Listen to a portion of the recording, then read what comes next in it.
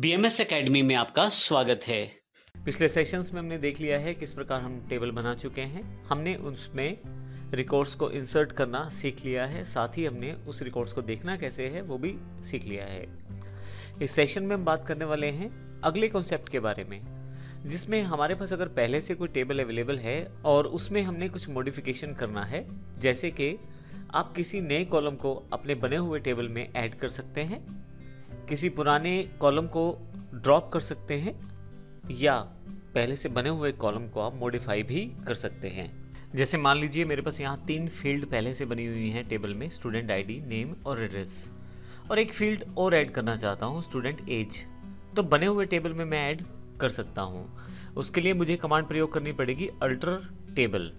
उसके पश्चात मुझे टेबल का नाम देना पड़ेगा। ये बिल्कुल क्रिएट टेबल जैसी ही कमांड है, केवल इसमें आप ऐड कर रहे हैं फील्ड को ऐड करने के लिए आप ऐड कीवर्ड का प्रयोग करेंगे और साथ में उस फील्ड का नाम और data type, add student as integer. इसके साथ ही एक आपके पास कॉलम और जुड़ जाएगा। आप एक साथ एक से ज़्यादा फील्ड्स को भी ऐड कर सकते हैं, जैसे यहाँ राइट हैंड साइड में एग्जांपल दिया गया है। इसमें फ़र्क कुछ नहीं है, बस आपको एक साथ सभी फील्ड्स की जानकारी देना है और आपके पास वे सारी फील्ड ऐड ऑन हो जाएंगी।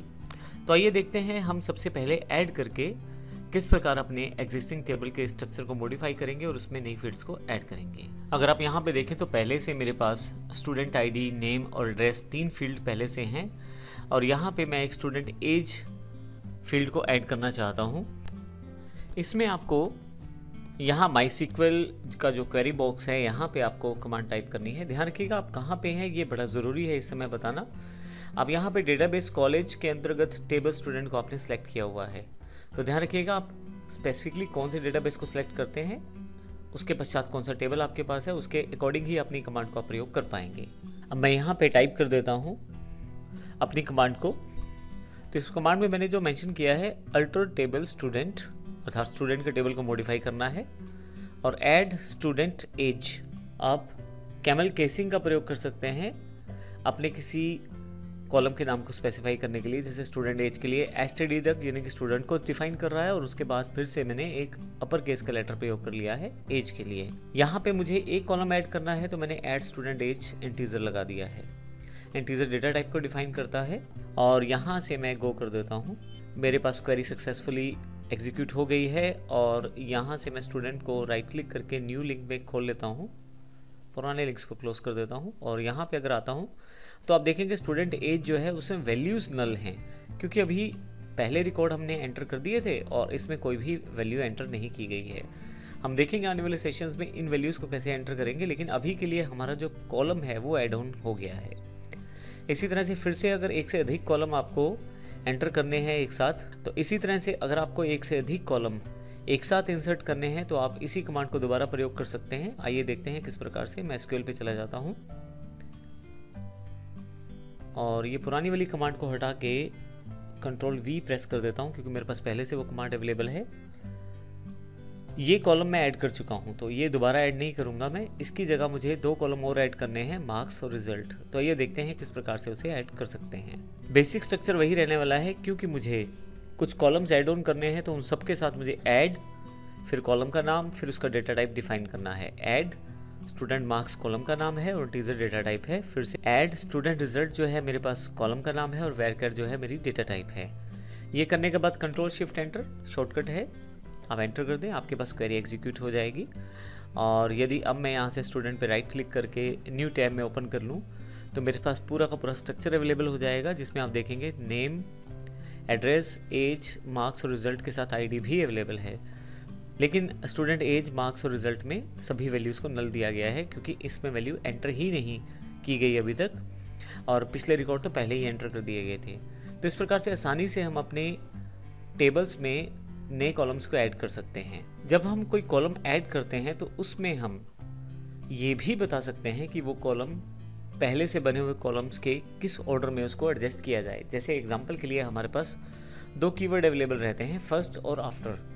तो जब मैं अल्टर टेबल स्टूडेंट कमांड प्रयोग करूंगा तो उसके साथ में add student date of birth मुझे ऐड करना है, लेकिन मैं चाहता हूं इसे स्टूडेंट आईडी के बाद ऐड किया जाए। तो इसके लिए मैं सबसे लास्ट में जब कॉलम की डेफिनेशन दे दूंगा उसके पश्चात मैं आफ्टर उस कॉलम का नाम लिख दूंगा जिस कॉलम के बाद मैं उसे चाहता हूँ। इवन मैं फर्स्ट का भी प्रयोग कर सकता हूँ।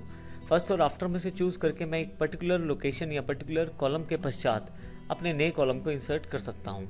आइए देखते हैं इसको किस प्रकार हम कर सकते हैं। इसके लिए मैंने पहले से ही कमांड कॉपी की हुई है। मैं अपने SQL क्वेरी बॉक्स में लाकर इसे पेस्ट कर देता हूँ। अब इसमें जो कमांड है उसको चेक कर लेते हैं। सेलेक्ट स्टार फ्रॉम स्टूडेंट पहले रिजल्ट दिखाएगा आपको, और सेमीकोलन के बाद ये स्टेटमेंट खत्म हो गया है। उसके पश्चात मेन स्टेटमेंट हमारे पास ये है, अल्टर टेबल स्टूडेंट। स्टूडेंट वाले टेबल को मॉडिफाई करेंगे। Add student date of birth, और उसके पश्चात उसका डेटा टाइप डेट है, और ये कहाँ इंसर्ट करना है, after student ID. Student ID field के बाद आप इसे इंसर्ट कर सकते हैं। अभी अगर मैं आपको स्ट्रक्चर दिखा दूं, यहाँ पे मैं यानी बॉक्स में खोल लेता हूँ, तो स्टूडेंट आईडी, नेम, एड्रेस और एज, मार्क्स और रिजल्ट हमारे पास अवेलेबल हैं। अब हम डेट ऑफ बर्थ को इंक्लूड करने वाले हैं, वो भी स्टूडेंट आईडी के पश्चात, अर्थात यहाँ दूसरे नंबर पे ये कॉलम आना चाहिए। अब यहाँ पे मैं आपको बता दूं, ये सभी कमांड्स पहले से आपकी DVD और पेन ड्राइव में अवेलेबल हैं। अगर नहीं है तो भी आप हमारे www.issstword पर जाकर डाउनलोड सेक्शन से या smartersystems.in पर जाकर डाउनलोड सेक्शन से डाउनलोड कर सकते हैं। अब यहाँ मुझे केवल गो करना है। अब यहाँ पे यदि आप देखें तो सबसे पहले, क्योंकि हमने यहाँ 3 क्वेरीज लगाई थी, सबसे पहली क्वेरी थी हमारे पास सेलेक्ट स्टार फ्रॉम स्टूडेंट, जो पहले का स्ट्रक्चर था उसको दिखाया गया है। थोड़ा सा अगर आप नीचे आ जाएं तो आपके पास अल्टर टेबल स्टूडेंट कमांड थी, जिसमें हमने student date of birth add किया है डेट डेटा टाइप के साथ, और जो स्टूडेंट आईडी के बाद दिखाई देना चाहिए। तो वो अब यहाँ पे यदि देखें तो दूसरे वाली सेलेक्ट स्टार स्टेटमेंट में उसे डेट ऑफ बर्थ को दिखाया गया है यहाँ दूसरे नंबर पे। तो इस तरह से आप मॉडिफाई कर सकते हैं अपने ऑलरेडी के एग्जिस्टिंग डेटाबेस के टेबल्स को, और उसमें अपने कॉलम्स को ऐड कर सकते हैं। अगले सेशन में हम टेबल के स्ट्रक्चर को किस प्रकार और मॉडिफाई कर सकते हैं वो देखेंगे, जिसमें हम देखेंगे कि अगर कॉलम ड्रॉप करना हो तो उसका क्या तरीका है, या रीनेम करना हो तो उसका क्या तरीका है। धन्यवाद।